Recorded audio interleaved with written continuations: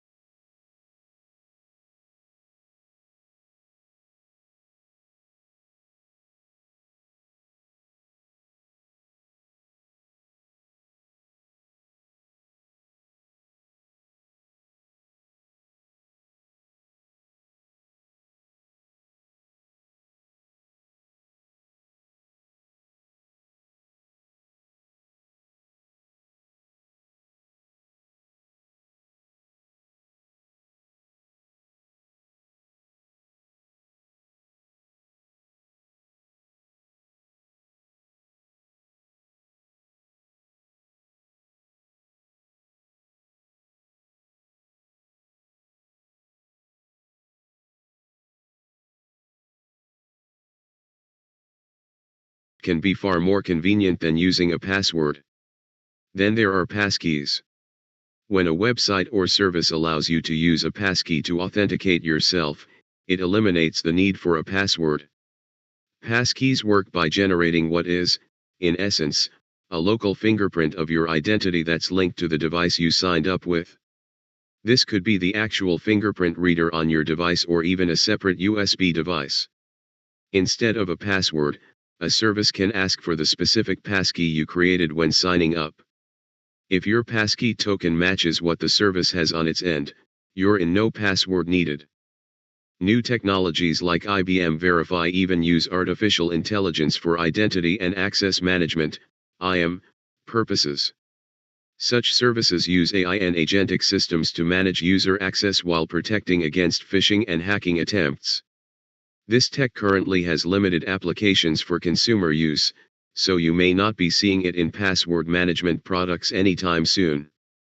But it's certainly slated to be an exciting development in the burgeoning AI space. Recommended. Information from your device can be used to personalize your ad experience. Do not sell or share my personal information.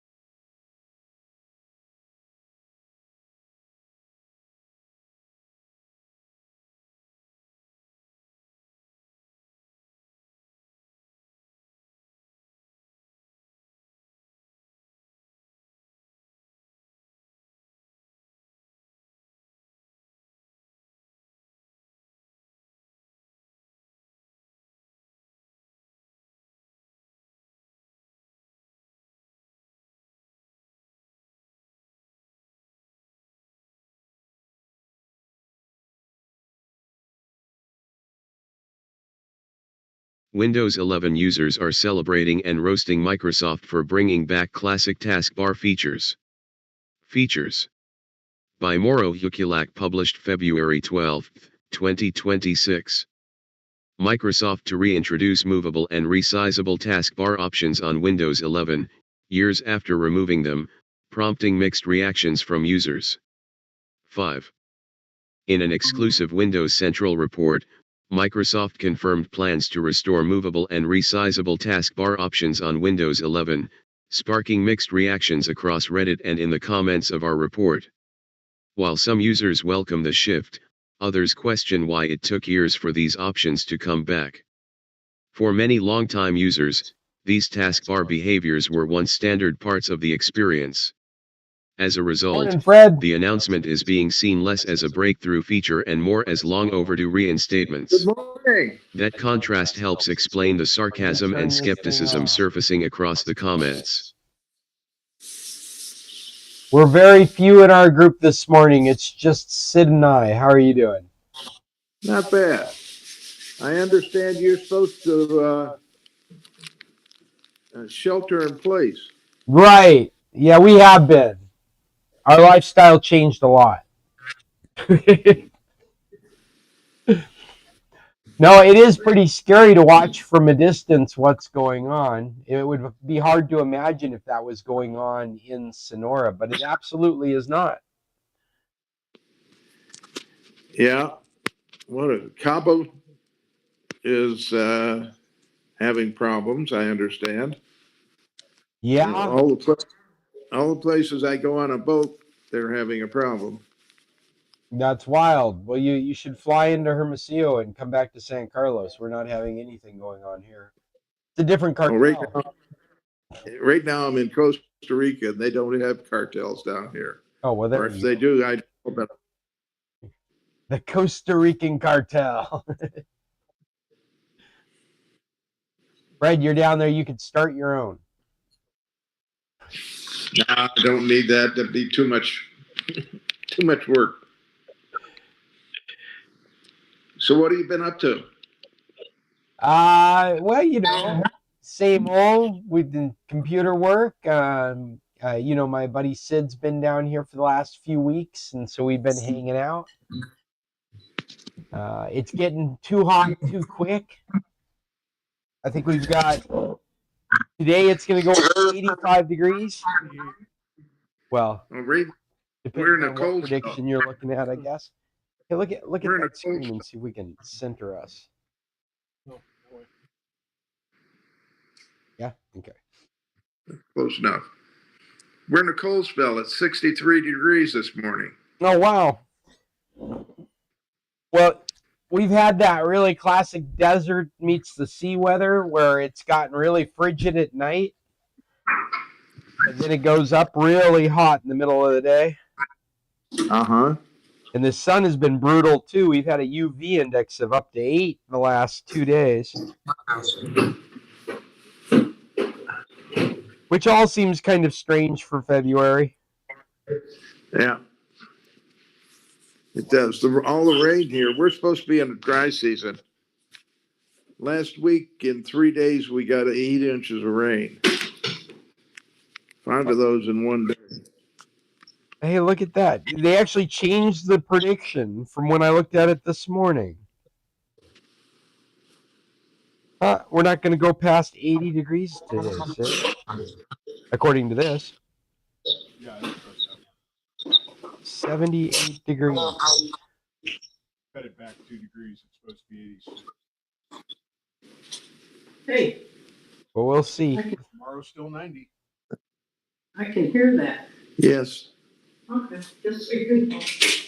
Yeah, tomorrow it says 82 as a high on the 10-day forecast. That's what I got.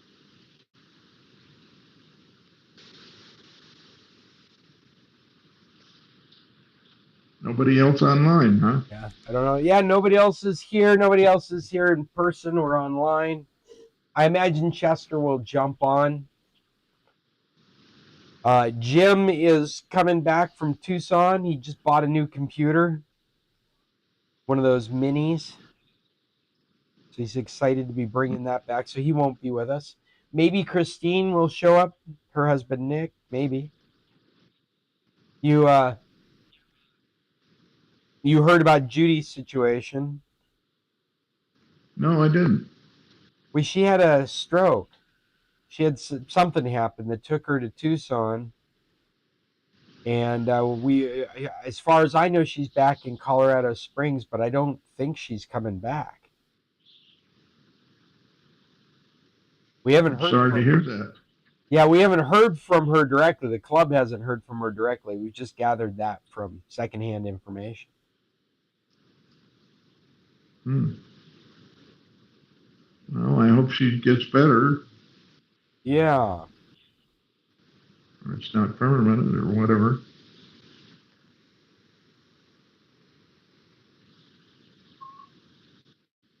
Yeah, our group is getting smaller. I know. I missed last week. I completely forgot about it. I think that's the problem. People keep forgetting about it. Pardon me. You send it out. Well, I got 1 minute until. Okay. Well, then we're going to get ready to start here. Did you get a chance to look over any of the, or did you bring any of your own issues and topics today, Fred? Cheryl's here. Morning, With Cheryl. us. Good morning, Cheryl. Morning. Good morning. It's just me and Sid today. Oh, just you and Sid? That's Okay. right. Jim's on his way back from Tucson with a new computer he bought. Gracias. Oh. Count Oh, me in, Jonathan's too. with us too. Good morning, Jonathan. Hey, you didn't count me in there. All right. I'm here also, Cheryl. And Emily is taking a class in fashion design from Seketa. This is horrible. No, that's not right either. Secate in Wymus. It's a trade school. Oh, cool. Yeah, they offer classes in different skills, and they have different semesters of them. You get certificates. She went to this school before during COVID when we pulled her out of school. She went there for baking and cooking. Yeah, she enjoyed baking. So, what is this one? Fashion design? Yeah, she's on a new endeavor. She's got a bunch of fabric and a sewing machine, and she's learning about making patterns, and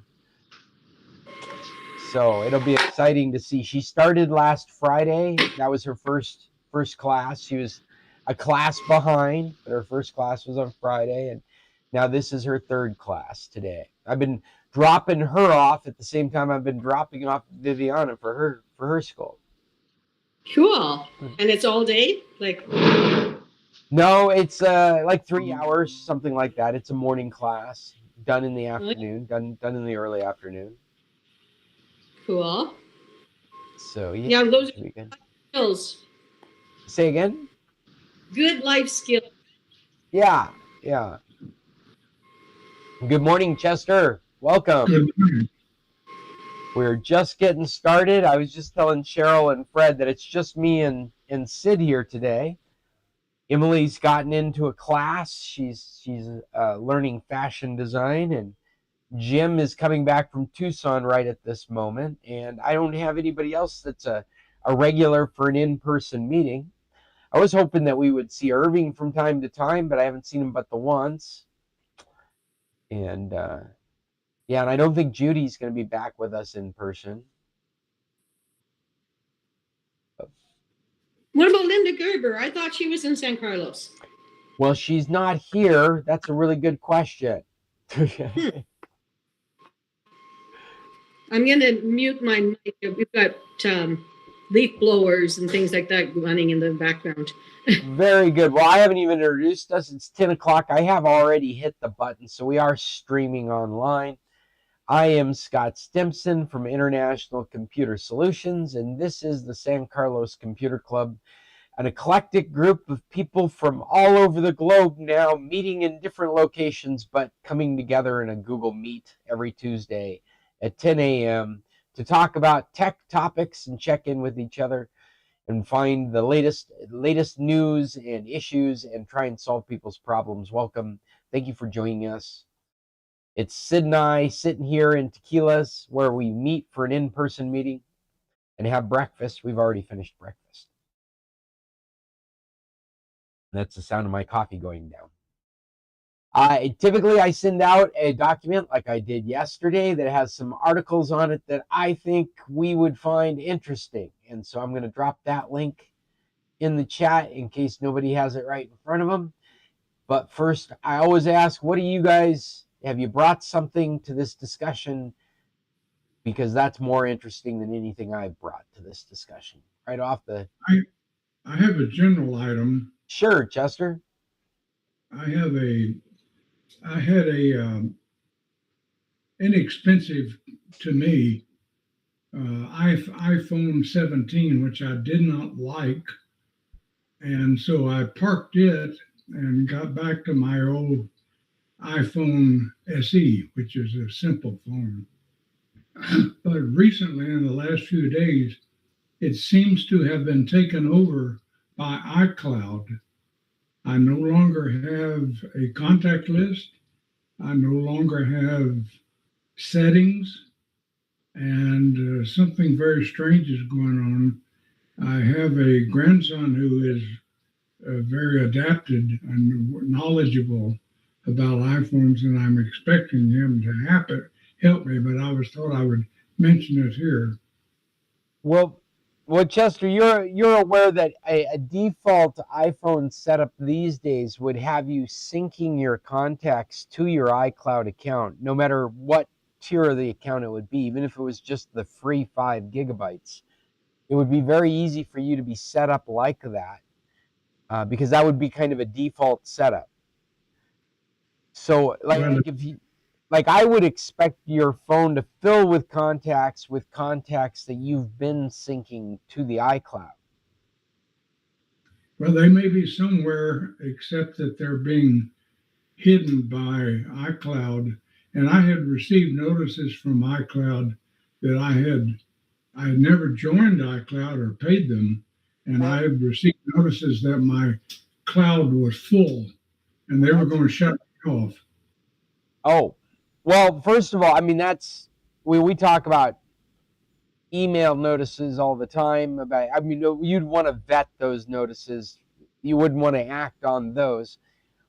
And running out of iCloud space is easy too. They actually want you to do that. They'll get you hooked to iCloud very easily by default, and preach all the good things that make you want to push the right buttons, and then all of a sudden you've filled up your space with data from your phone, and then it's like, hey, you know what, you've got too much, you gotta buy some service from us so that you can deal with your iCloud being full. Well, I agree with all that, but it appears they took over my phone as well. Yeah, so it may feel that way, but really, I'm not sure what it means by took over the phone, but your documents would sync with iCloud, your contacts would sync with iCloud, the notes would sync with iCloud. And I guess what I'm saying is that's the way it works by default.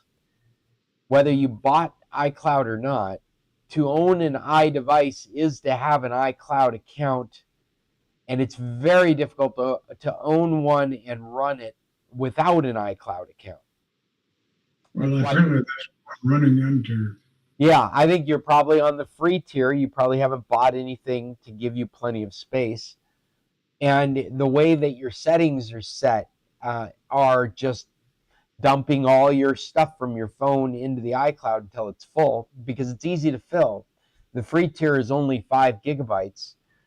Your phone's probably got 100 times more space in it that could be occupied. The phone, if you go into settings, in fact, I've got my iPhone right here. If you go into settings, you should be able to see where your storage is at. I'm double checking I'm sending you to the right place. So when you open settings at the very top, you should see your account. It should say something like Chester Stone. No, it says Apple account. It says Apple account? Okay, so if you click on Apple account,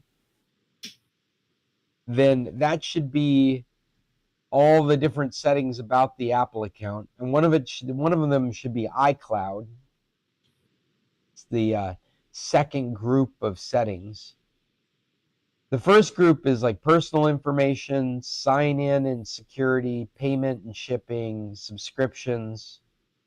But after that, there's an iCloud.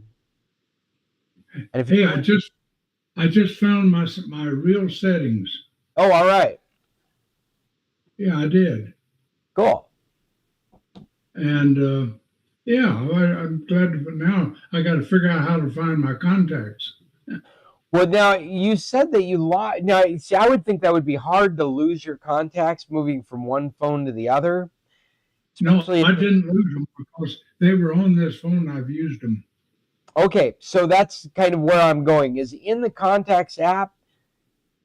In the Contacts app, there is a back arrow to lists, and I would just double check to make sure that in lists you've got the right lists selected. because it's possible for you to have a list that has nothing in it. And what I would do by default is I would select all contacts. If you've got a choice, I'm putting it up to the screen right now. You're seeing all my lists and my accounts right here on the screen. But I would say all contacts to make sure that you can see them. Okay, when I click on that on the list, Yes. what I get is iCloud. Does it tell you how many are in the iCloud? I get two, iCloud and mine. iCloud and mine. And under mine, is there anything? There are only two, Apple Inc. and my own. But those are the only two. And if you do all contacts, there's only two. Yeah.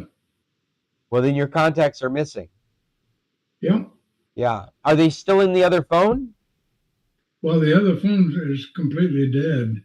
Everything was taken off and put on this phone. In other words, it's a blank phone. Yeah. Chester, can I ask you a question? Sure. When I'm on my contacts on my phone, at the top it says all contacts. Then it has a place that says iCloud. Well, and a Gmail. Okay. Sure. Mine says list and it says iCloud. And it says all iCloud, and there are two. So Cheryl, the way these lists work is these represent each one of the accounts you could be synchronizing contacts with. When you have all contacts selected, then it's propagated that list of contacts from all those other sources. Yeah, like Gmail and yeah. And so I can't find that. Well, you're on that right now, but what it sounds like the only contacts in the phone are the ones that are being synchronized with iCloud, and those contacts total two. You have two. Yeah, right. Yeah. So I think you're going to be making a new contact list from something. Maybe you have a Gmail account that has a list of your contacts? Not really. But Jan has a lot of my contacts on her phone. Okay, because you could be using a different service to synchronize your contacts. In fact, Chester, as I think about it, you've been an Outlook proponent for many years. Yes. It's possible that your contacts, you might have a copy of your contacts in your Outlook account. I don't think so, but I'll take a look. But yeah, it would be worth looking at, because it would be the kind of solution that I might recommend to a customer. Would be because you use a certain service, that's maybe where you should be synchronizing your contacts. And so maybe you've been synchronizing your contacts to an Outlook service instead of an iCloud service. And with the new phone, that didn't get set up. Well, the contacts were set up from the new phone. They've got them from the old phone, and now they're back to the old phone. And I have used those contacts since this phone was set up. This old phone went back to, but they're gone now. They've been gone for 2 days. Well, they would be associated with an account that's set up in your settings. Yeah, I'll just have to work on it. Yes. But if you have a Gmail account or an Outlook account, I would recommend setting those up. You might all of a sudden get your contacts back. Maybe one of those accounts got inadvertently removed from the phone. That would cause the contacts to just disappear. Okay. Yeah. Thank you. You're welcome. iPhone contacts.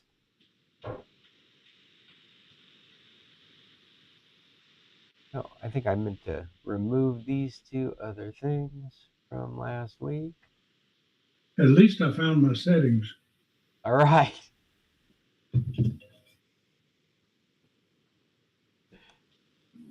Anybody else have one out there they want to take a shot at? See if we can figure out what's going on. Well, I hate to dominate, but it seems like I'm one of the few that's connected today. I still have not been able to get any Photoshop program to work, including the one that the guy sent me from England on a disc. So did you give a shot at that Photopedia? No, I want to use Photoshop if I can.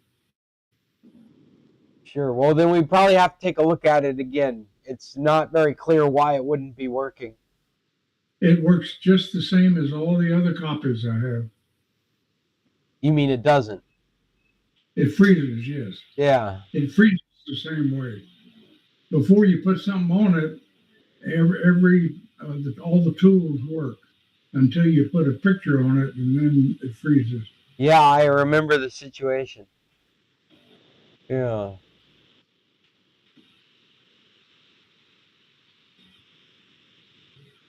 That was what version of Photoshop is that you're running? CS6. CS6 with license server. And all of the copies I have of it, and I have several, are all supposed to work without having to have verification by Adobe.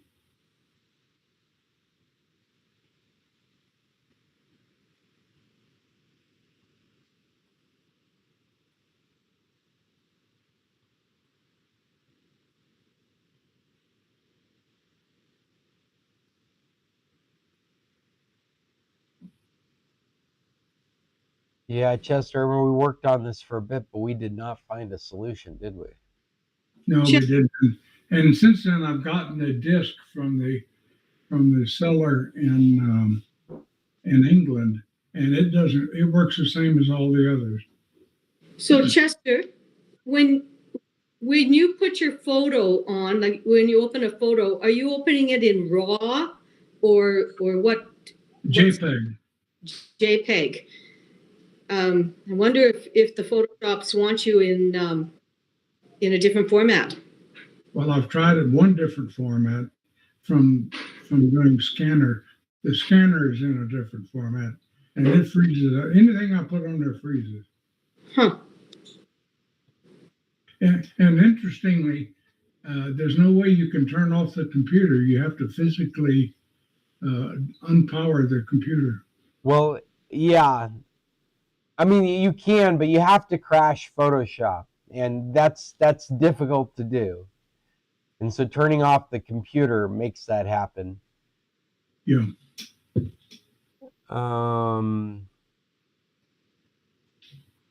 Well, Gemini has given us some things to try.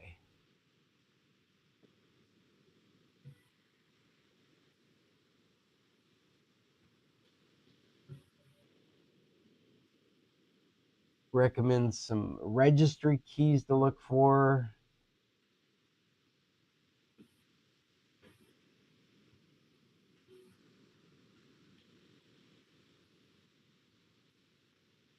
Compatibility mode. I kind of think that we tried that last time. And kind of interesting. Why would it all happen at one time? One day it works. A Windows update probably broke it. Even the AI is like, this software is 13 years old and it causes problems with Windows 11, often freezing and crashing and license server not found.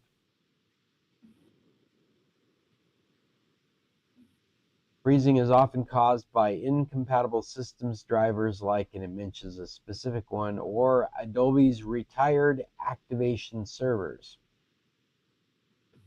But it's given some suggestions here of possible solutions. So if you're ever in the mood for giving it another shot, we could try taking a look at some of these recommendations. Okay, maybe later in the week. Yeah. Mosquito.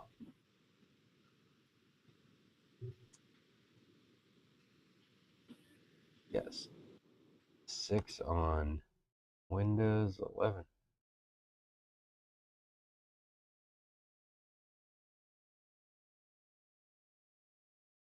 My computer doesn't want to type O's today.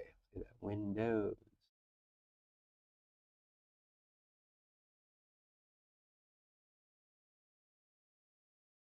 Or E's.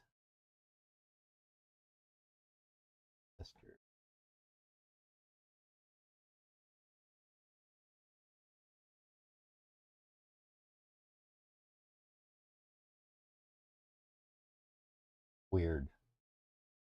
Cool. Hello, Bill.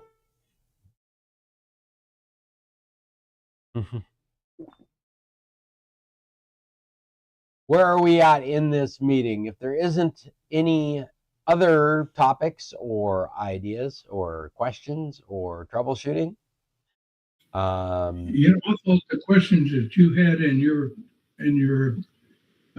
what you sent out, I thought those were the news items were very interesting.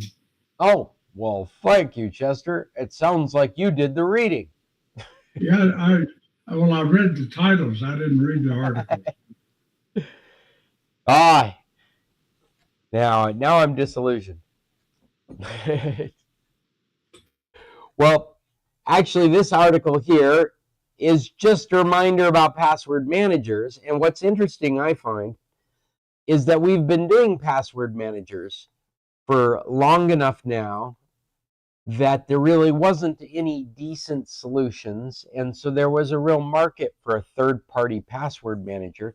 This article makes the argument that you really don't need to go looking for a password manager anymore because they're built into most all the devices that you might be using.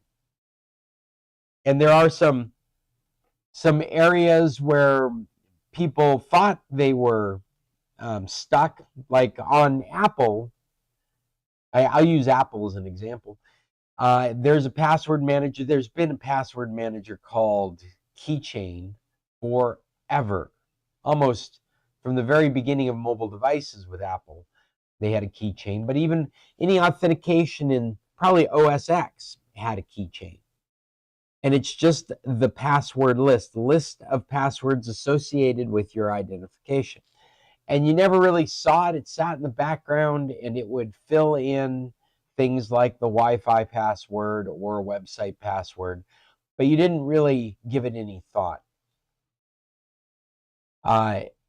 Password managers became a big deal because there wasn't such a thing everywhere else. And so when phones got more popular, they needed a way to keep track of passwords, but browsers themselves were needing to keep track of multiple passwords because of all the websites that needed authentication. And so they slowly integrated a way to keep a list of passwords in your browser, which wasn't secure to begin with. I don't know if you guys remember, but there was a time when anybody could just go to your web browser and open up the password sheet and they could see every one of your passwords. You could download it into an Excel table. It was all unsecure, unencrypted. That wouldn't be considered a password manager by those third-party password managers at the time. In fact, they exist. The things like LastPass and Bitwarden exist because the browsers did such a lousy job of keeping your passwords secure.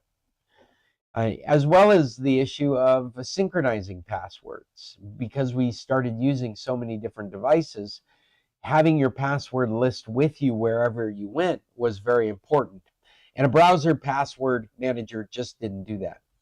And I accidentally called it a password manager. I should call it a password list because it wasn't much more secure than you just having a spreadsheet sitting on your desktop that had all your passwords in it. Since I'm rattling off about passwords and password managers, and I just mentioned a spreadsheet with your password or a document with your password list, if you use a cloud service to back up your documents and you have your password in a document, your passwords in a document, and that document has no encryption on it, you don't need a password to get into that document, then you've essentially allowed that list of passwords to go out across the internet, and you're trusting the security in your cloud service, which you probably, what we found recently, for example, with Microsoft OneDrive, is that your encryption keys are kept on the Microsoft server.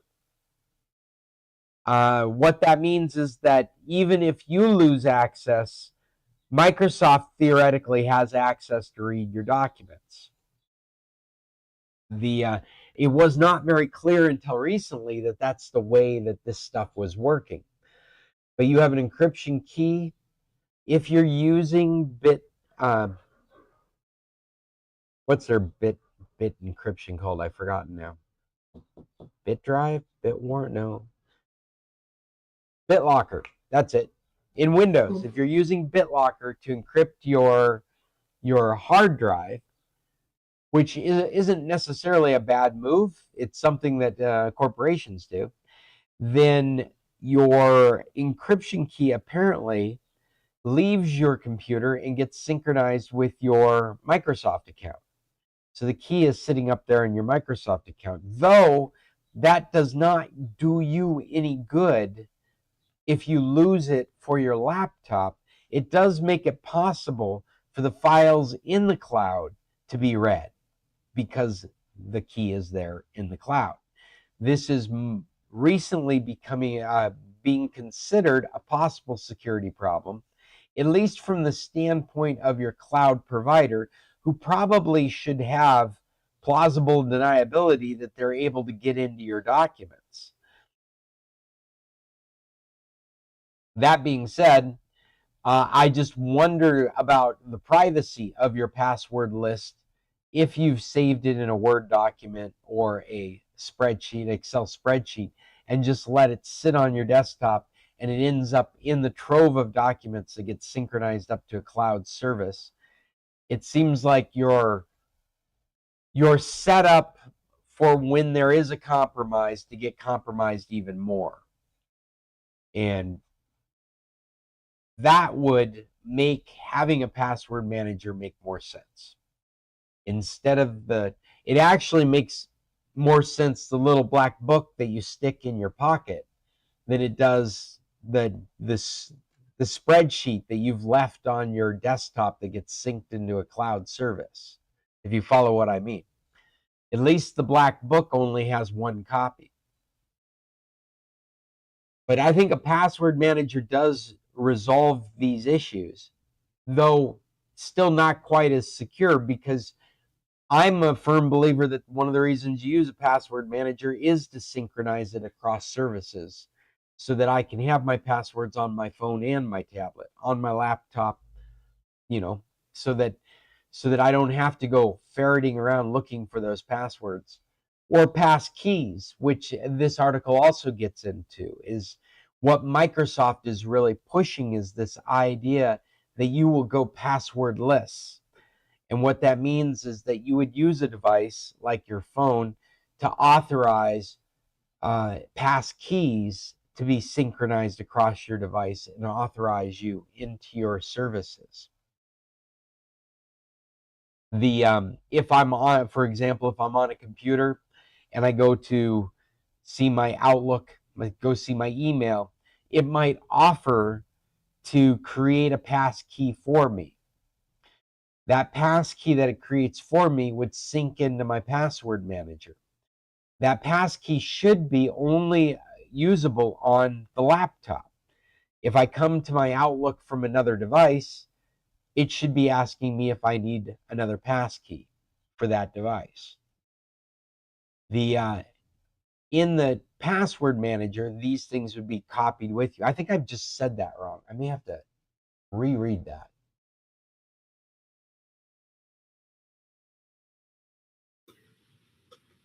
What I have observed is that there are several sites that you can go to that they will only recognize your computer, Yes. not your password, but only your computer. And if you're using any other computer, you can't get in.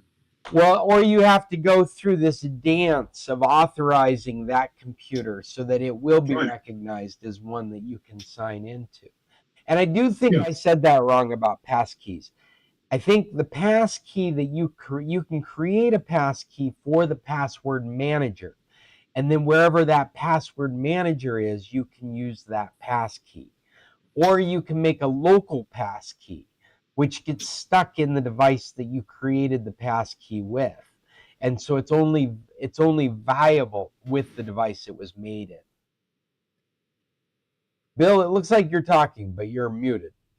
I don't know if you're actually talking to us or not. Maybe you're just making funny faces. No, I was actually sounding out a Spanish word for basil. Okay.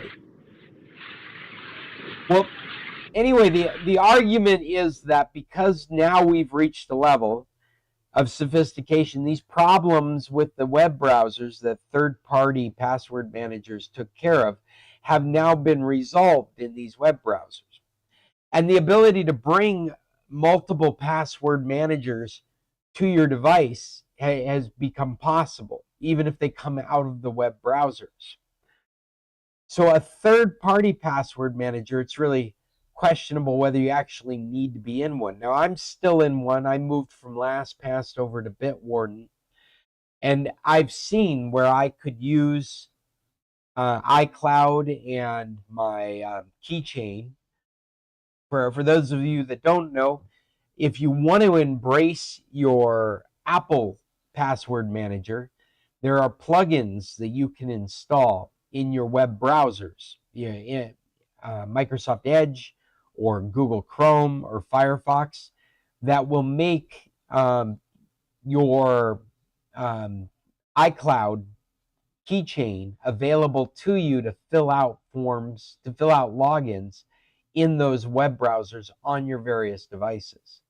I should say your various Windows devices. If you're using all Apple devices, then it's not a problem. This stuff just flows seamlessly through all their products. But there's a lot of us that have a hodgepodge of equipment, and if you do, then you may want to embrace the Apple Password Manager, and it's just slightly slightly funky getting it to work in all these other areas.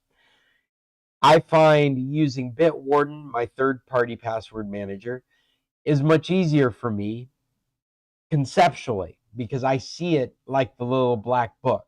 It sits off to the side from what I'm doing. It has plugins for my web browsers to make it easier to fill things in. But in the end, it's my Bible. It's the thing that I go to. It's not something that's integrated into everything. However, that being said, I also have had to use Microsoft Authenticator that has stopped being a password manager.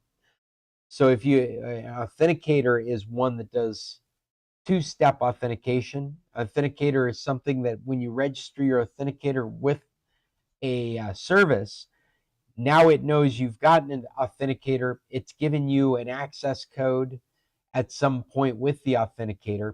And when you go to sign in, like use a password, then it'll send a code to the authenticator app that you also have to have in your hand to get logged in.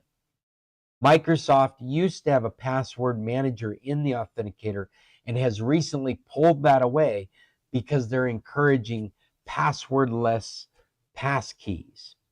And so if you were to continue to use Password Manager, you would be moving over to Microsoft Credentials, which are integrated into Windows as well as Microsoft Edge. This I find very convoluted. I have not found this to be the ideal solution. And I'm still on a third-party password manager because I get scared of trying to learn something new. Not recommending any of these, just letting you know what's going on. The other thing, which is probably the easiest thing for most of us to relate to, is the Chrome web browser. Google has beautified their password manager in settings, which they typically don't do. It's normally very engineer oriented and very cryptic in how it works. They've made it much more friendly to use Google as a password manager. And they encrypted a while back. All the web browsers have encrypted their passwords, and most of them have tied it to your device's biometrics, or at the very least, a password that gets into your device. So now you have this experience where you want to use the password that's stored in Chrome, but Chrome won't let you do it until you give them a fingerprint or a face scan or type in the PIN that got you into your computer. Or if you're on a Macintosh, you have to type in your full password because they don't use a PIN. Or they got facial recognition, or again, they've got a fingerprint that you can use. So Chrome, you can install Chrome in all your devices, and that's the way you access your password manager.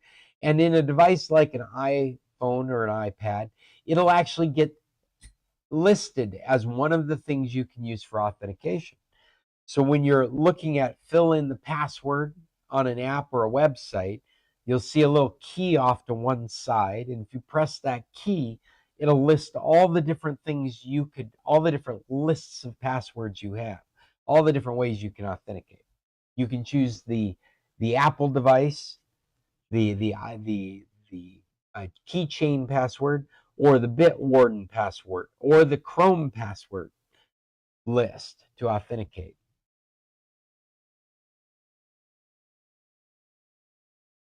Anyway, I think it's a pretty good argument for if you're not already in a third-party password manager, at this point in time, you probably don't need to get into one, because you've got Chrome.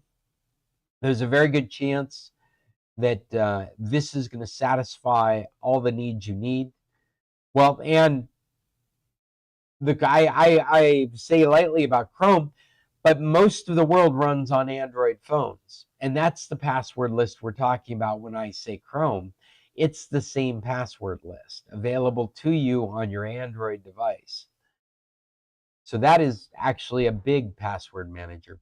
And on your Apple devices, I don't know if you've noticed, they've had to send, I think of them as one of the first that did password management, encrypted password management.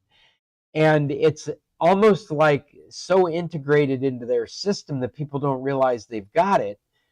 So when third-party password managers started becoming popular, they released their own interface to their password management called Passwords.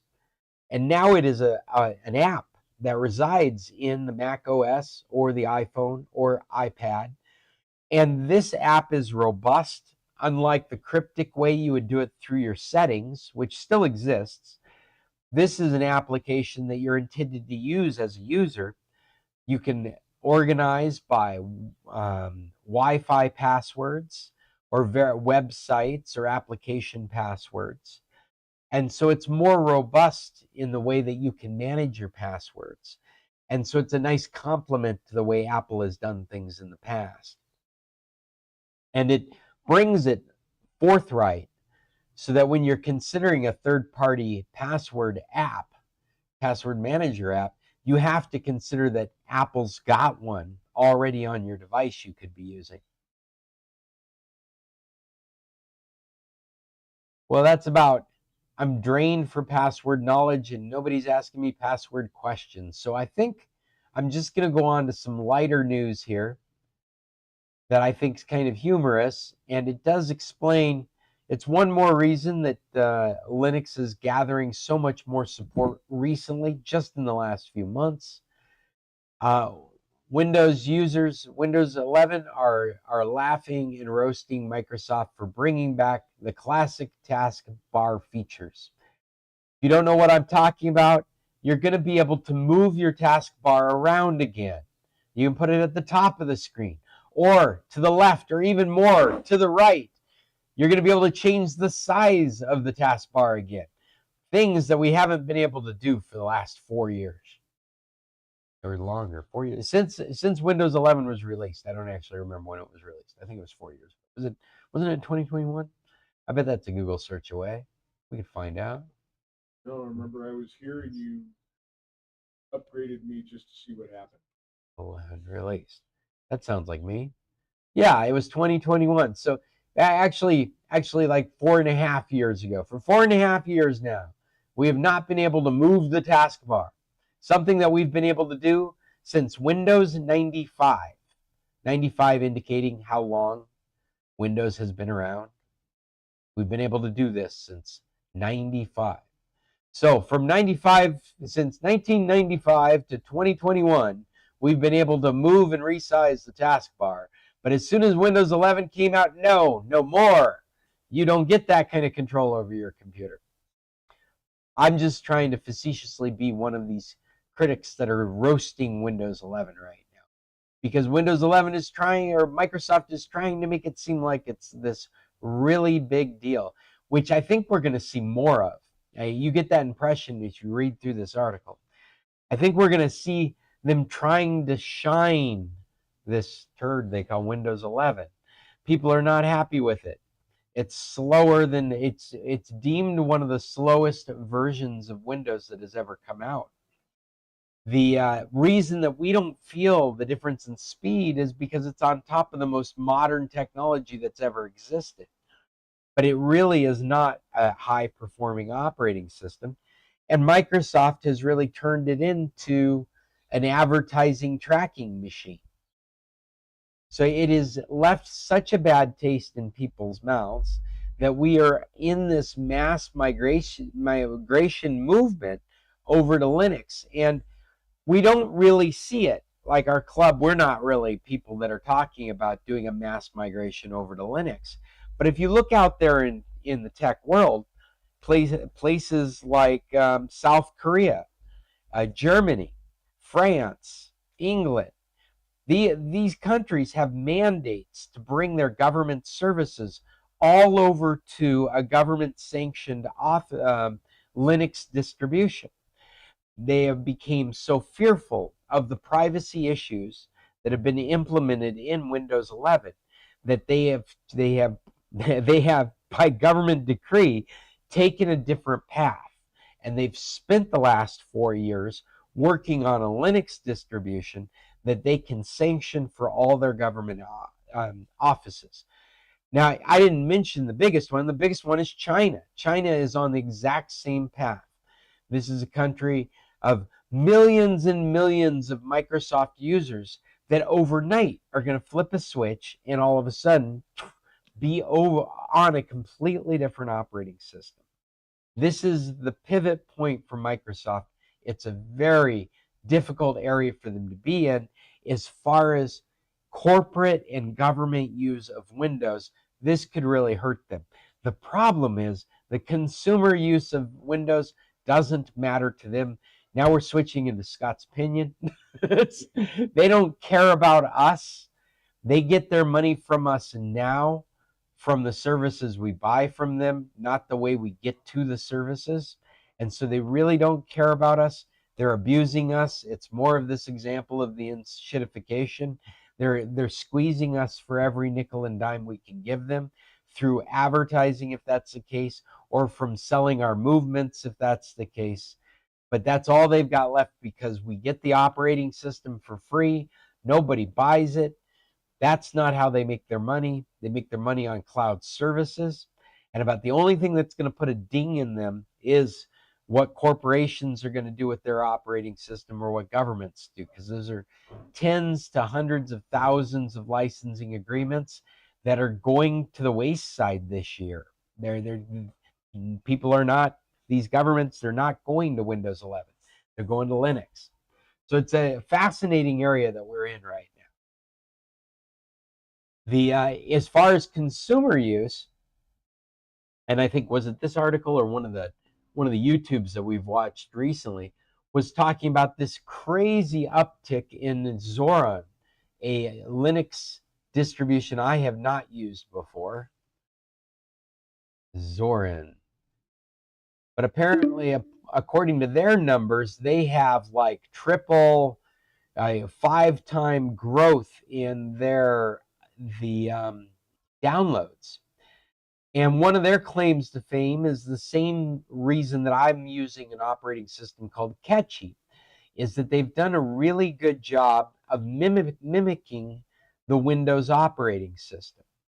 And we've reached a day and age now where most people that are on Windows are on it long enough to open a Chrome web browser or a Firefox web browser and go out on the internet.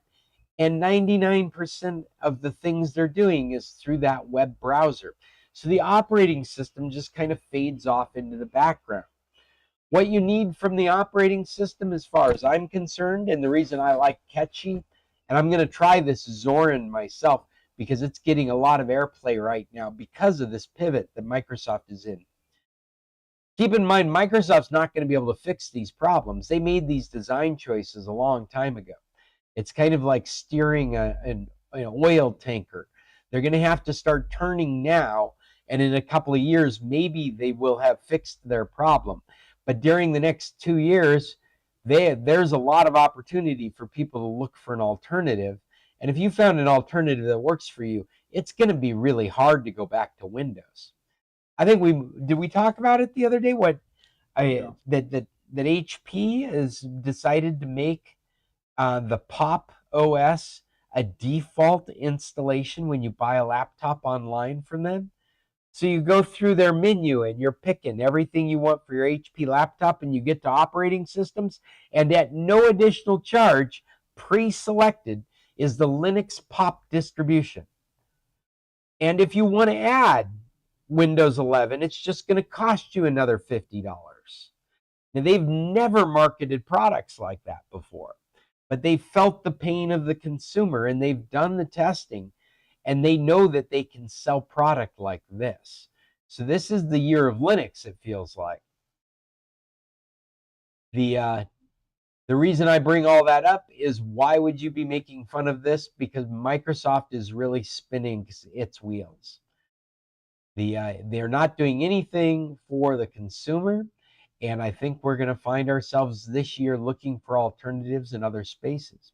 If you can open your web browser, what does it matter what system opened it for you? Zorin and Catchy do things like you can use multiple monitors the way you're familiar with, or external devices the way you're familiar with. You can use shortcut keys and zoom and gestures the way you're familiar with, so that when you move to opening your web browser off of Windows 11 to opening your web browser in this foreign operating system, when you go to those commands that you're so familiar with, they're there doing the job that they've always done for you, even though it's no longer in Windows.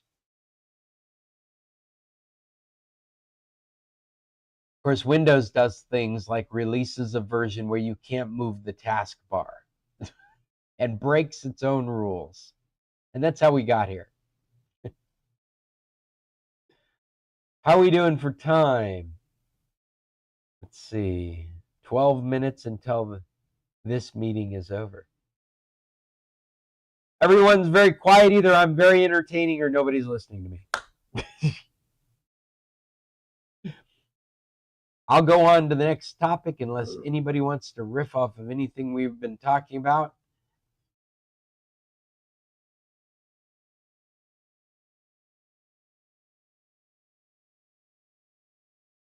I have gone through this article twice, 3 times in the last 2 weeks.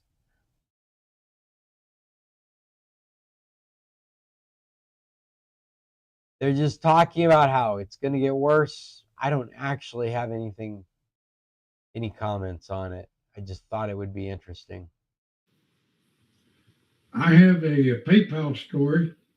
Oh, please, Chester, enlighten us with something more interesting than me. Well, this one happened over the weekend, and it goes back some period of months. Both of my sisters have PayPal accounts, and I've made gifts from time to time to them through PayPal. And I got a PayPal request for $500 from one of my sisters, and I was in a hurry to go pick up somebody at the airport, and I just approved it without calling her. Come to find out, that was a scam. And I also came to find out, because of a previous event, her account had been frozen. So to be sure, I couldn't get any cooperation from PayPal. Matter of fact, it was very hard to speak with anyone that could speak English. So I called my bank, which was Schwab, and put a hold on PayPal. And now Schwab has frozen my account. My checking account with Schwab. Oh no. And I'm waiting for a phone call from Schwab to release my account so I can pay some bills. So it's really interesting. You really cannot trust PayPal. They sent out this request for payment from an account that was frozen. And I didn't know it at the time, but I knew it now because my sister told me. Well, Chester, is it more nefarious than that? Was it from your sister's account, or was it from an account that looked almost identical to your sister's account? No, they had stolen my sister's email address. Their email, so it came to you as it looked like it was from her email account, her email address. Yes. Yeah. And it was the same address. And I should have called her, and there's a lesson there. Yeah. To confirm it was her. Well, not to mention that if that email address is associated with a PayPal account that's in question, you shouldn't have been able to send them money. Well, I think that PayPal should not have sent me the request from a frozen account. Well, the problem is that you can get a request from PayPal. It never even came from PayPal. It can just come from a scammer. Yeah. Yeah. And so in all honesty, I think PayPal, some security expert would have to make a call on whether that was an actual transaction from PayPal or from the frozen account or before the account was frozen, or just from out there from a scammer, because it could come from any number of different directions. It could come from what's considered a legitimate PayPal account, but it looks identical to your sister and it's being used by a scammer to collect from people. It could come from a compromised account, your sister's compromised account before it got frozen, or it could come from a scammer that's building PayPal emails and sending them out. The original freeze came from a $5,000 transaction. Yeah, and that's what makes it hard for me to believe that it actually came from her frozen account. I remember you telling us that story. Well, that was a couple of months ago. That's how the account got frozen. And in that case, PayPal reimbursed me. And but I don't know what they're going to do this time because everything's frozen. My PayPal accounts are frozen. My checking accounts are frozen. Yeah. Well, that's what's disconcerting as well is that, but you're saying that her account's been frozen since that $5,000 incident, huh? Right. That's correct. I didn't know that until all of this transpired. And she told me it was frozen. Well, my fault. I should have called her. Sure. Yeah, absolutely. That's the lesson from this is re-verify. This is You know, Chester, it's one of the things I harp on all the time is one of the things that's happened in this world is we can't take any of it seriously. We can't take emails seriously. We can't take text No. messages seriously. We can't take phone calls seriously. And actually, I'm saying that wrong. We have to take them completely serious that they might be garbage. We have to do the vetting. If we're gonna take action based on something we've been informed with, then the first action we have to take is verifying that that information is valid. We have to make sure they're true facts. Well, I It's of not course fake learned that news. the hard way. And it may cost me $500 when it's all over, but at least PayPal is not going to get it out of my account until I approve it. Well, and I think you have a good argument. If it did show up from, I mean, if you had transacted to your sister's legitimate email address, and that is associated with a PayPal account that is frozen, then That's correct. yeah, then they're screwing you up. You shouldn't have been able to send it money. That's correct. And the money was not sent because it was never hit my bank account. Okay. I got you. So you're It not never- out $500 right now. It's just Yeah. everything's frozen. Yeah, but that account is frozen. But PayPal may think they have a claim against me. I haven't tried to use PayPal since then.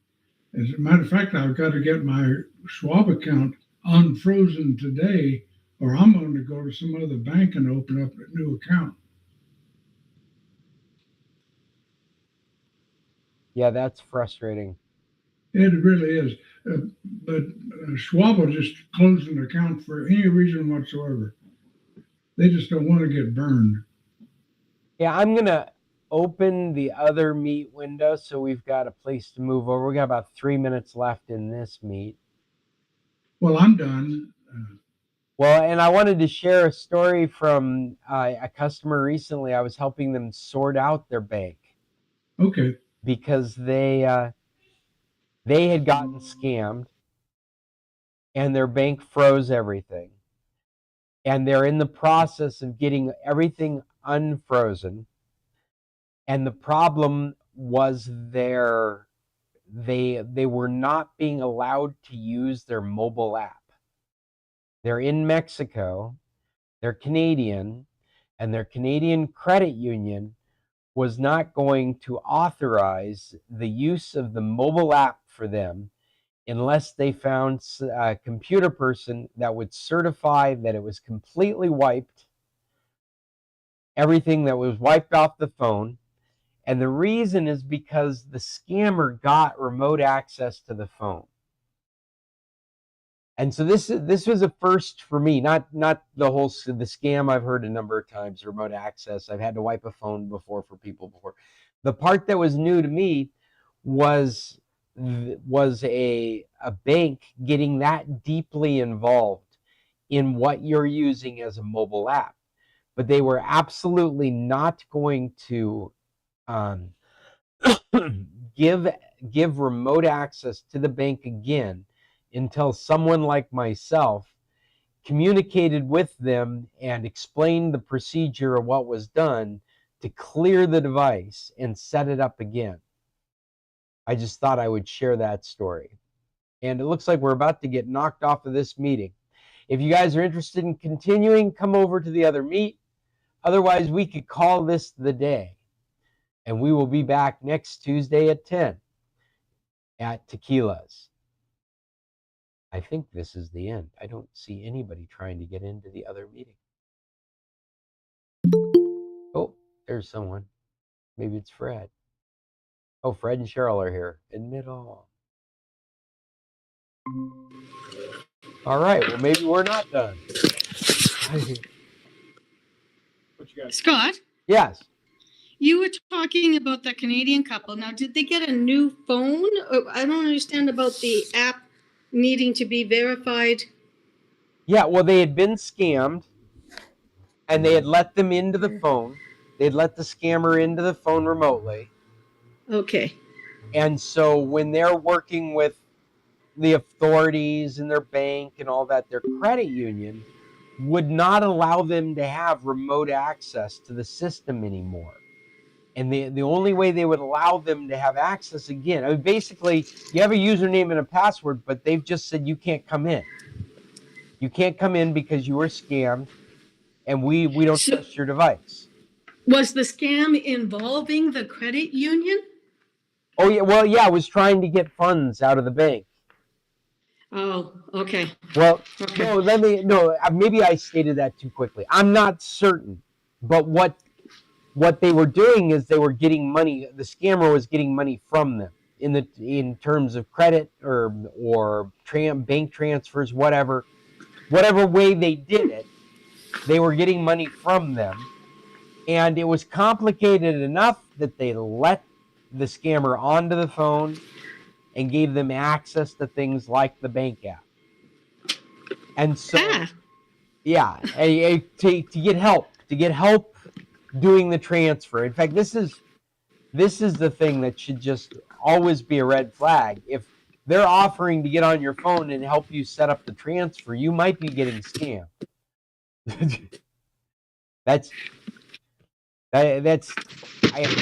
can't believe that in this day and age, any customer support would think that it was appropriate for them to take over your bank stuff to help you out. That's a job for a grandchild. Damn it, that's not a job for some remote tech person.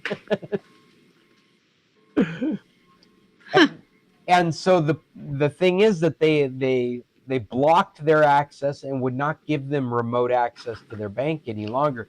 So they couldn't pay their bills. They couldn't do these things. And the only way that they were going to allow them to have remote access again was if somebody like myself would introduce myself to their department, explain who we are, what we do, what I can do to the device, and what I'll certify was done.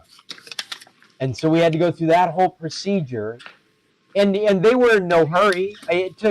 These poor people were waiting for an answer for a week and a half. Whereas it was an afternoon, it was less than an afternoon of work, but it was a week and a half to get it clear what we needed to do and what would be acceptable. And even at one point, I was like 3/4 of the way done with the work, and they asked for a picture of an empty phone, and it was already too late. I had already started filling it up with some stuff. But I had taken a picture serendipitously. I had just, if anybody asks, here's a picture of, por favor. I'll take a picture of the very first messages you get when you go to set up the iPhone, and that'll be proof enough that it's been erased. And so I sent them that picture, and that was fine with them. So I didn't have to tell them I had already started putting information in. My goodness. Huh. Yeah, no, it was my first. I've helped a lot of people that have ended up. No, I'm saying that wrong. A lot of people that have ended up scammed have come to me for some advice and some help. And I've never had a bank behave like that. Normally, they're happy to get you back on trying to spend money. Yeah.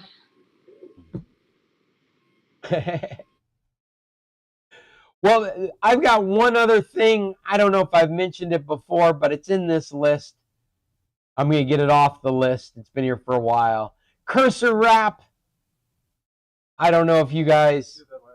Did we do this last week? Were you here with us, Cheryl? Top to bottom, side to side. Sid says we've done it. Power tools. All right, well, I'll take it off the list. It won't be here next week. Cheryl, you got some recommendations? Anything we should write down? There was a mini-series type thing. Steal. ST, like to steal something. Oh. It was a kind of cyber currency, a huge financial organization that has everybody's pensions and stuff. an operation to steal, to compromise some of their processors and the people, and it was quite good. Steal. Netflix, you said? No, could have been Prime. It was either Netflix or Prime. Okay. Let me see if I can find it. Steal. These don't.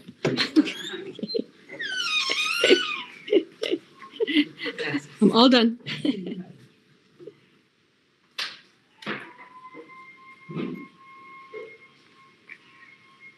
Did you find it? Not yet, but I'm a horrible speller, apparently. I mean, it wasn't steal. It was tracked. I was spelling wrong. I just want to go straight to the page. I think I found it now.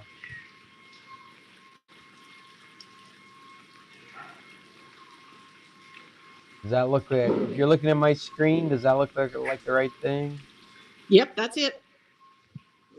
72, 80 on Rotten Tomatoes. A typical day. Lockmill Capital upended when armed thieves burst in and forced Sarah and her best friend Luke to execute their demands. In the aftermath, conflicted detective races against time to find out who stole 4 billion pounds of people's pensions. Oh, this is a Sophie Turner thing. Okay, cool. Yeah, that was a pretty good one. What, 6 episodes or something? Can't remember. Yeah, 6 episodes. Okay. Well, cool. That looks like a nice recommendation. I might recommend. And then I'm watching the 3rd season of Night Agent. Oh, okay. Yeah, it's on Netflix right now. 3rd season. Yeah. This isn't Night Manager. This is Night Agent. The Night Agent. Yeah. Yeah. The guy that was just filling in for a little while. He was, ended up getting to be a spy for the U.S. government. Not CIA, not FBI, special night agent. Right. Yeah. It's going okay. I'm trying to think what else I have watched lately. There was something I was watching in Prime. Where did it go? That frustrated me. I think what happened was I was watching like this. Only 4 episodes were released or something. Just a minute. Cross. Cross. I haven't heard of that. Oh, Cross is there was a series a few years ago that we were watching. Detective drama TV show. I watched season 1. I can't remember how many years ago that one was.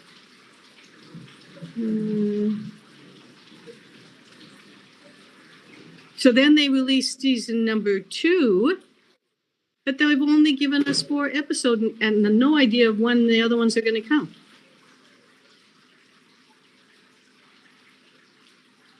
Bringing the Cross. No, I haven't seen this either. 82 on Rotten Tomatoes. Alex Cross is brilliant but flawed homicide detective and full of contradictions. A doting father and family man, Cross is single-minded to the point of obsession. When he hunts killers, he is desperate for love, but his wife's murder has left him too dangerous to receive it. Yeah. That's an elevator pitch right there, isn't it? This is on Prime. Mm-hmm. Yeah. And like I said, they only got us just into the 2nd season, and I left off where he had adopted one of the Mexican children that was being kidnapped. What do they call it? Trafficked. There you go. Human trafficking. So it's got human trafficking. It's got bad guys and everything. And then he ends up taking this young Mexican boy into his family. And that's where they left us. And that's only 4 episodes. So we don't know what's going to happen. So, and I don't know when it's coming out again. And I'm realizing I need to stop using tracks. I was so supportive of this for so long, but everything now points you to a paid subscription. All I wanted to do was see when the, well, maybe, is it because I'm not signed in? Because I'll sign in. That's what I need to do.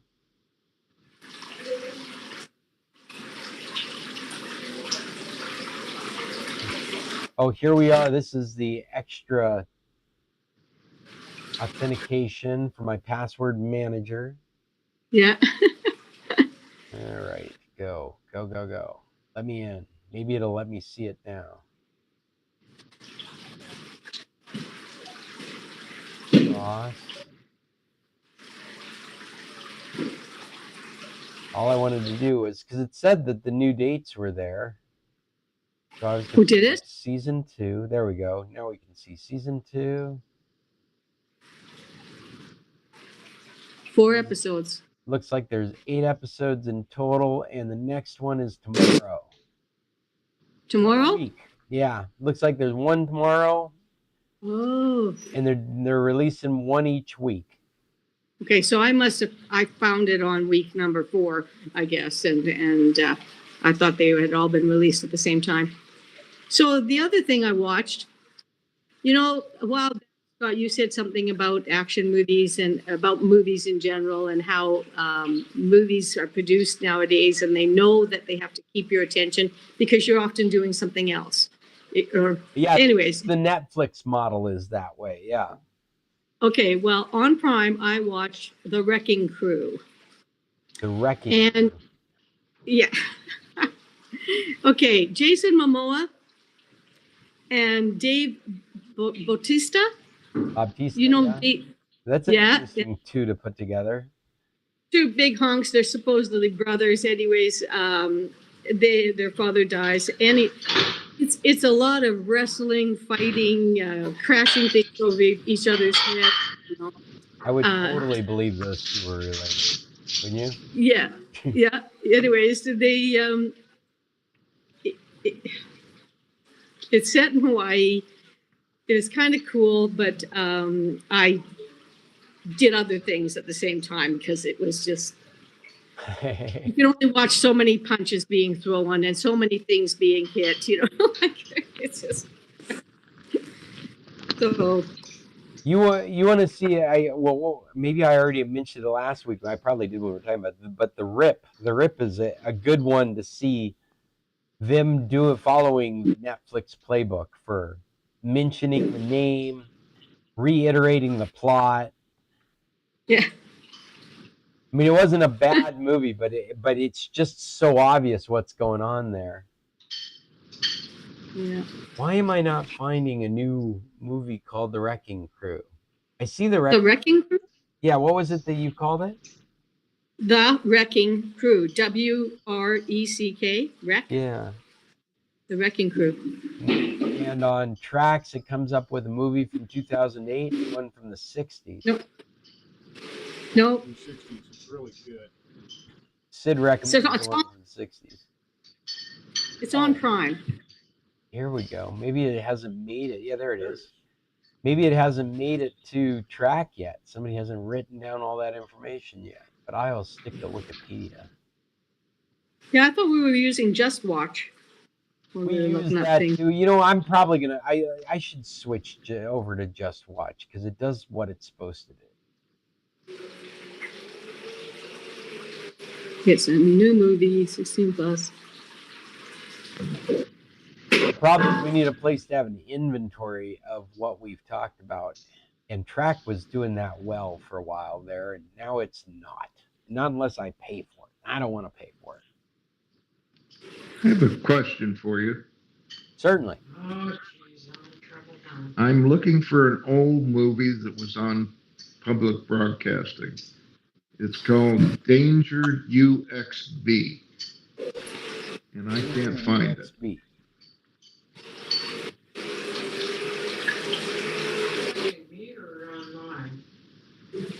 Okay. Anthony Andrews. says it's on Prime.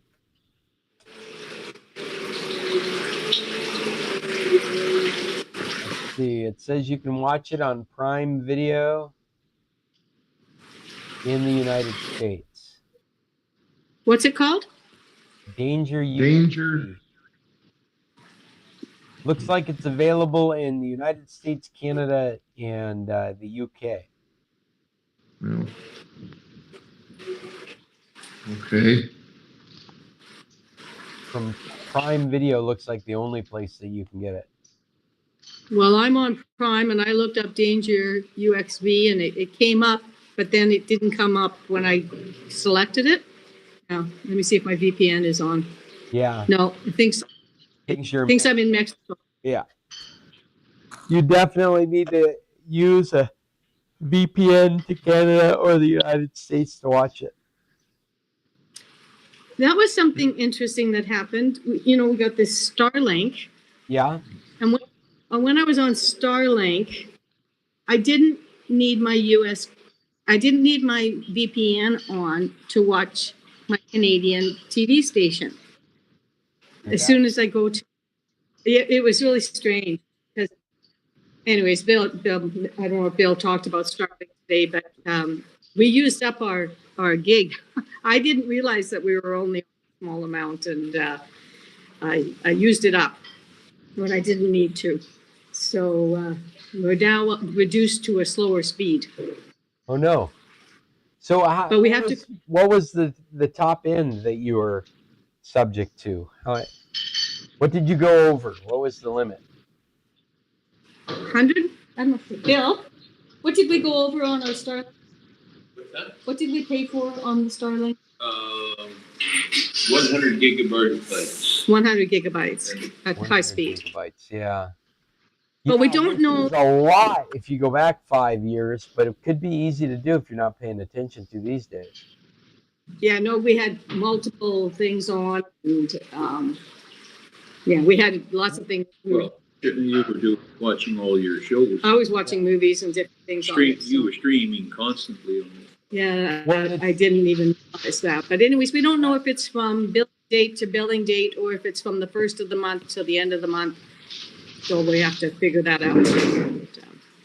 Well, yeah. I imagine you can probably pay a package price and get it brought back up till the end of the month too, or at least a certain amount of gigabytes. It seems like they've got something like that, don't they? Yeah, well, we went back to our, I'm using the other one here, but we are going to be in, I'm not sure if Bill's going to take it to the Copper Canyon or not, but so anyways. Yeah. Let's see here. Let's ask quickly. How much? Starlink. Well, we can change our plan, but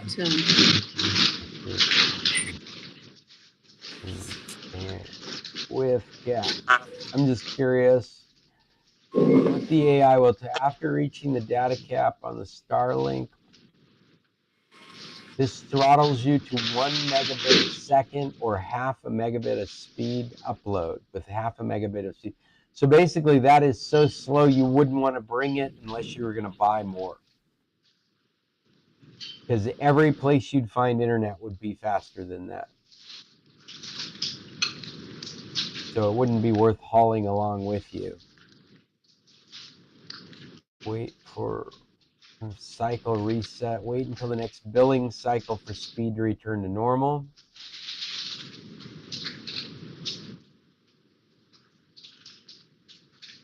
That's the only thing we can do. Purchase top-ups. You can buy an additional 50 to 500 gigabyte blocks of priority data to resume high-speed access. Great.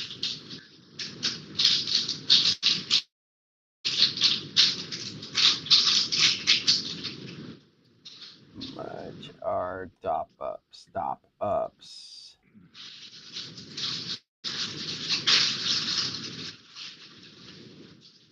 Oh, look at that. You can buy an additional 100 gigabytes roaming for $1 a gigabyte. That gets really expensive.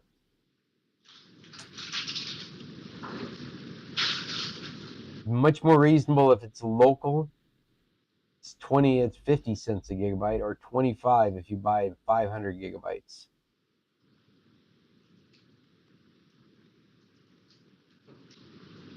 One-time top-up, manually add a block of 50 gigabytes that expires at the end of your billing cycle.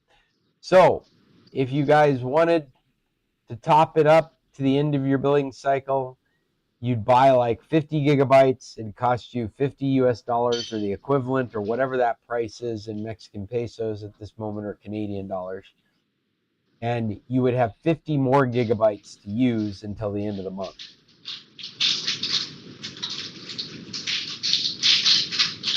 So says Gemini. So take it all with a grain of salt. All that has to be re-vetted because I was listening to an AI. They can't trust it.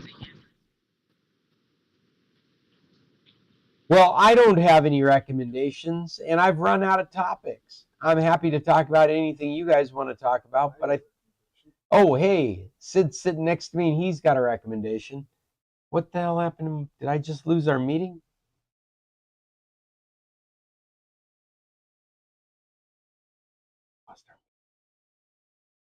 Holy shit. You just killed the meeting. I just killed the meeting. Oh, he's coming back. That was the wrong tab to close. I was going to say, you said, well, it's getting time to. Well, Sid here is telling me he's got a recommendation. So it's a podcast I got recently it. listened to. Podcast. Yep. It's from the CBC, Canadian Broadcasting Company. It's part of their true crime podcast, but it's called The Devil You Know, and it's about the satanic panic back in the 80s and early 90s. It was really good, really in-depth. They covered all the material really well. The Devil You Know with Sarah Marshall? Yep. All right. CBC. Not that show. No. It covers the what? The satanic Panic of the 80s. You know, when every child care person was a child molester and the cops were all convinced that there was a satanic cult ruling the world and all that fun stuff. Here's a synopsis paragraph at the beginning here. It says, in the 1980s and 90s, Satan and his followers were accused of brainwashing children, sacrificing babies, and infiltrating North American society on a massive scale. Yet these thousands of alleged Satanists were nowhere to be found. Even so, the narrative became embedded in our cultural memory, warping everything it touched, including the lives of innocent people. And it never quite died out. In this new 8-part series, Sarah Marshall, you're wrong about that, explores the tangled web of the satanic panic in a journey that will take you everywhere from Victoria, BC to rural Kentucky to San Antonio, Texas. This is a show about the people who experienced the satanic panic in real time. The believers, the skeptics, the bystanders, and the wrongfully convicted. I'm going to stop reading right there. Okay, well, back in those days, we had crop circles and we had mutilated animals in the fields going on. It's funny because my last book club, we ended up talking about this, and that was the 80s. Well, that's the big reveal, is that it wasn't Satan, it was aliens. It was aliens, yeah, there you go. So is it satanic or is it aliens? Anyways. Go ahead, what were you going to say, Sid? They bring up on the show, if I remember right, they bring up a case in Canada where somebody got accused and it was just somebody freaking out. It's like one of the lines they go with on the show is, did Patrick Swayze start all this? It comes from, they were making a movie called Next to Kin. Oh, I remember that movie. Yeah, or the hillbillies go up to Chicago and take care of the mob. Yep. Last time that actually happened was Joe Kennedy. But anyhow, they bought a bunch of dresses a certain color and style, and somebody made up something, started telling everybody in the community in West Virginia about it, and the next thing you know, these Satanists are getting ready to hold a mass sacrifice in West Virginia, according to rumors. It's just, they go into depth on how this just got away from everybody, just on stupid little incidences and people's prejudice. 8 episodes. Sounds interesting. We'll have to check it out. Did I put a link to it? I don't think I put a link to it yet. Let me bring it up.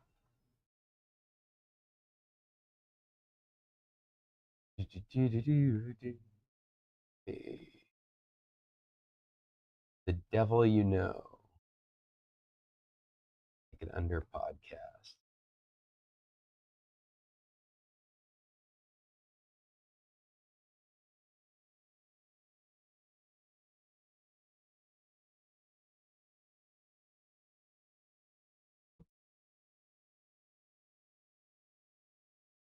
Listo. And I think we are ready too. Unless somebody out there has more to add to this meeting, I'm ready to declare it over. Once again, it's been me and Sid, and Bill and Cheryl and Fred have made it to the end. Thanks for being here, guys. We will plan on having a meeting next week. Sid will not be in person next week. He'll be back in Alaska. Okay, we'll talk to you guys. We'll see you next week from Alamos. Until then, tech on. Okay, bye. Have a wonderful week. You too, Fred. All right. We did it again. That was our meeting, and that's all we're going to say about it. Until next Tuesday, everybody out there, tech on. Start taking the